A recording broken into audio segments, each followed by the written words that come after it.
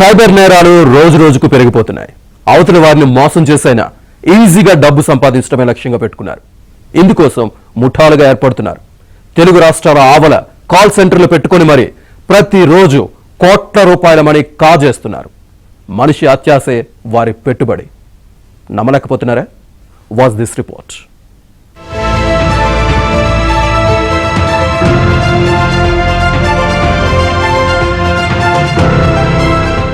దేశంలో సైబర్ నేరాలు రోజు రోజుకి పెరిగిపోతున్నాయి. ఈజీ మనీ కోసం కేటుగాళ్లు ఆన్లైన్లో కాసు కూర్చుంటున్నారు. ఎవరో తెలియకుండా పిన్ నెంబర్స్ డీటెయిల్స్ ఇస్తే అంతే సంగతులు. పెద్ద పెద్ద కంపెనీలకే మస్కా కొట్టేస్తున్నారు. యూపీఐ మోసాలతో ఇప్పటి వరకు 4 కోట్లు కొల్లగొట్టిన రాజస్థాన్ సైబర్ కేటుగాళ్లను మన పోలీసులు అరెస్ట్ చేశారు. ఈ ముఠాలో మొత్తం 13 మంది నిందితులు ఉన్నారని తేలింది. విలువైన వస్తువులు కొనుగోలు చేశాక యూపీఐ ద్వారా అమౌంట్ పే చేయడానికి బజాజ్ షోరూమ్ లో క్యూఆర్ కోడ్ ను వాళ్ల గ్యాంగ్ లో ఒకరికి పంపిస్తూ పే చేయిస్తున్నారు. ఎలక్ట్రానిక్ వస్తువులు డెలివరీ అయ్యాక పొరపాటున వేరే ఖాతాకు డబ్బు బదిలీ చేశామంటూ ఆ వ్యక్తి తెలివిగా బ్యాంకుకు ఆశ్రయిస్తున్నారు.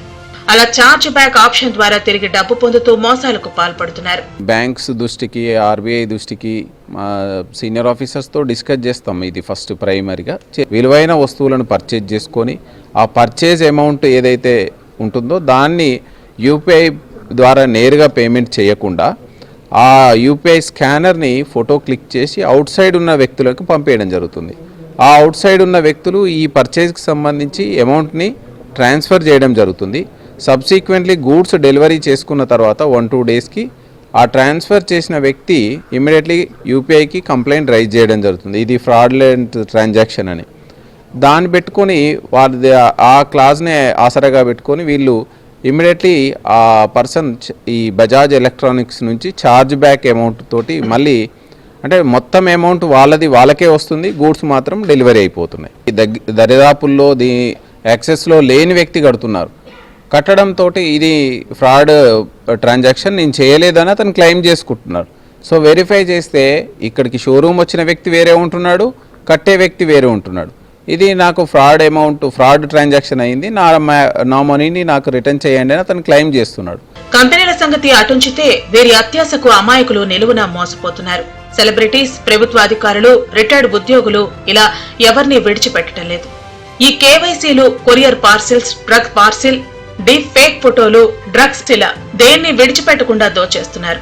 డబ్బున్న వారిని లక్ష్యంగా చేసుకుని ఫోన్లు చేస్తూ మీ ఆధార్ నెంబర్ తో లింక్ అయిన బ్యాంక్ అకౌంట్ నుంచి క్రిమినల్స్ కు డబ్బు బదిలీ అయింది, మీపై అరెస్టు వారెంట్ జారీ అయ్యింది అంటూ మానసికంగా హింసించి ఒక వృద్ధుడి నుంచి ఇటీవలే సైబర్ మోసగాళ్లు 20 లక్షల రూపాయల వరకు దోచుకుని తమ ఖాతాలో వేసుకున్నారు.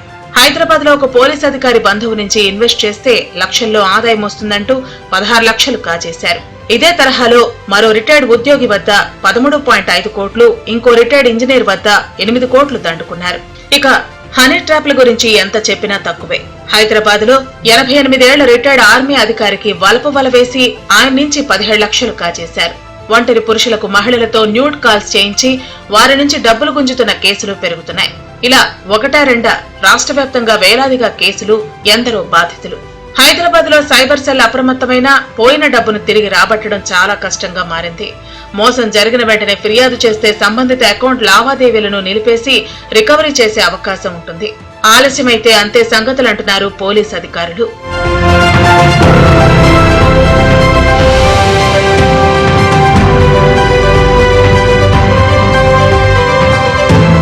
ఢిల్లీ, గుర్గావ్, యూపీ, కోల్కతా, ముంబై లాంటి నగరాల్లో సైబర్ నేరగాళ్లు ప్రత్యేకంగా కాల్ సెంటర్లు ఏర్పాటు చేసుకుని మరీ సైబర్ నేరాలకు పాల్పడుతున్నారు. ఒక్కో సైబర్ ముఠా దాదాపు 100 మంది దాకా టెలికాలర్స్ ను ఏర్పాటు చేసుకుని మార్కెట్లో లభ్యమయ్యే కస్టమర్ల సమాచారాన్ని కొనుగోలు చేసి కోట్లలో లూటీ చేస్తోంది.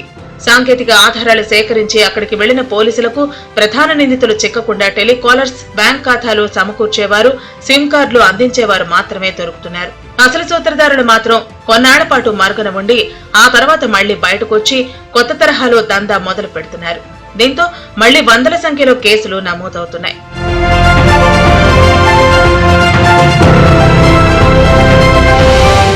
ఒక హైదరాబాద్ సిటీ కమిషనరేట్ పరిధిలోనే రోజుకు 2 కోట్ల దాకా ఈ సైబర్ నేరగాళ్లు కేవలం ఫోన్ కాల్స్ ద్వారా కొల్లగొడుతున్నారు. 2023 సంవత్సరంలో ప్రపంచవ్యాప్తంగా ఈ సైబర్ నేరగాళ్లు $8 ట్రిలియన్ డబ్బును కొల్లగొట్టారు. 2025 నాటికి ఈ మొత్తం $10.5 ట్రిలియన్ చేరుకునే అవకాశం ఉంది.